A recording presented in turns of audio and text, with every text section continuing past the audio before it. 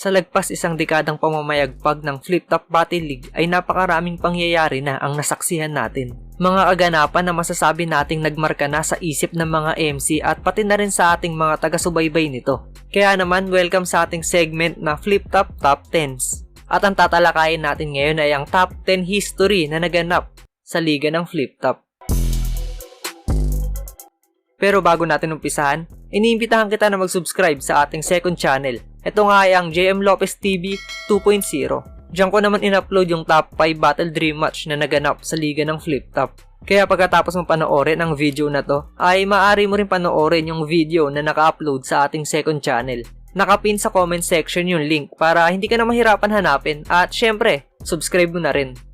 Mabalik tayo sa topic, ito nga ang top 10 Flip Top history. At ang una sa ating listahan ay ang pinakauna at nag-iisang back-to-back champion sa isabuhay tournament. Walang iba kundi si Batas. Hindi biro yung pinagdaanan ni Batas para makuha ang magkasunod na titulo. Kailangan dito ng matinding dedikasyon at 100% sa bawat laban.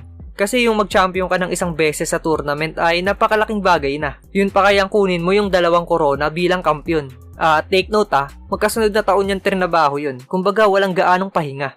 Kaya sobrang saludo kay Sir Batas dahil kahit nagretiro na siya sa pakikipag-battle, ay palagi pa rin mababanggit yung pangalan niya kapag usapang Flip Top history. Pero sarap hakutin! Aking sipog dapat! 100k every year, ito ay isinuwapang hanggang bayaran na ako para hindi lumaban! Sunod ang pinakaunang isabuhay at 2x2 champion na si Shehi. Pinakaunang nagkampiyon sa 2 major tournament ng liga. Yan naman ang ambag ni Shehi kapag usapang history. Marami ang nagduda sa kakayahan niya dahil sinasabi ng ilan na si Smaglas lang daw yung nagdala sa 2x2 run nila kaya nakuha nila yung kampyonato. Pero pinatahimik nga ni Shehi lahat ng haters nang magawa rin niya magkampiyon sa isabuhay tournament nang wala sa tabi niya si Smaglas. Wala akong pake sa titulo, wala akong pakialam sa pera. Gusto ko lang talaga respeto lang talaga. Pangatlo sa ating listahan, eto matindi. Ang pinakaunang nagkampiyon sa 3 tournament ng Flip Top. Flip Top tryouts, isabuhay at 2x2. Lahat ng yan ay pinagharian ni MZite. Kaya nga para sa akin, isa si MZite sa pwedeng tawagin na almost complete package na MC. Champion ng tryouts gamit ang old school format, yung freestyle habang may sinasabayan na beat. 2x2 champion, ipinakita niya dito na kaya niyang mag-adjust kapag may kasama ng may pagdigma sa entablado. At ang huli, kinuha rin niya ng mag-isa ang korona ng isabuhay. Tapos pati sa music may tira din to. Kaya naman pati siguro kayo ay sasang-ayon na isa si MZite sa mga kompleto recados na battle MC. Sa pang-4 na pwesto, ang first 3-way battle sa Flip Top. Way back 2011 ay naging usap-usapan ang 3 may init na MC. Yun nga ay sina Looney, Delo at Balakid. Nung mga panahon na to, marami ang gustong makakita na maglaban ang hari ng tugma at hari ng rebattle para matuldukan na ang mga katanungan na kung sino ba ang mas matibay na kalasag sa kanilang dalawa. Pero kasabay nito, ang pag-angat din ng pangalan ni Balakid dahil sa lalim at bigat ng mga bara na ipinapamalas niya sa kada battle. Kaya naman noong Ahon 3 ay ikinasana ni Enigma ang battle sa pagitan nilang 3. Delo versus Balakid, Looney versus Delo, Balakid versus Looney. Unang beses namin yan susubukan, 3-way sila na 1-on-1 silang 3. Sa ikalimang pwesto, ang pinakaunang 1 round, 5 minutes battle.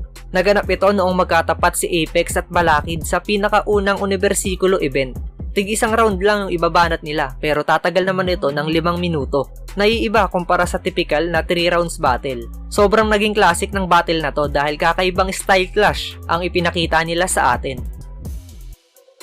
Sa ika-6 naman ang first ever 5-on-5 battle. Ito ay sa pagitan ng Calabarzon at Central Luzon Division. Naging panggulat sa gabi yung battle na to. Pinangunahan ni Tipsy D at 3D yung Central Luzon, habang Vintage Saito at Ratrat ni Rapido ang pinanggiba ng Calabarzon. Sa huli, mas nangibabaw ang chemistry ng Calabarzon boys at sila ang nag-uwi ng panalo. Pero walang duda, sobrang tindi ng ganong battle. Sana ay maulit pa yung 5-on-5 sa Flip Top. First time in the world, 5-on-5! Sa ika-7 pahina, ang pinakaunang Royal Rumble na naganap sa Flip Top. Pinagtapat ni Enigma si Lamot, si Bill, Lanceta, dilim at creepy para maisagawa ang Royal Rumble. At hindi nila tayo binigo dahil iba't ibang estilo yung nasaksihan natin sa laban na yun. Pero sa huli, si Moth ang nakasungkit ng panalo. Sa ikawalong pwesto naman, ang 4 rounds battle ni Apex at Aklas. Mukhang bitin sa tig-3 ikot ng laro si Apex at Aklas, kaya naman napag-usapan nila na dagdagan pa ng tig-1 round ang banat nila. Promo lang ang battle na to, pero kay Enigma na mismo nang galing na napaka-solid ng naging laban. Promo lang yung battle na yan, pero puta na, yan yung buong racial lyricismo, flip top.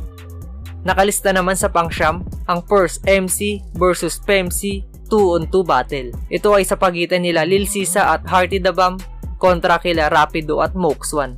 Very entertaining yung naging battle at the same time ay makikita mo pa rin yung skills sa kanila.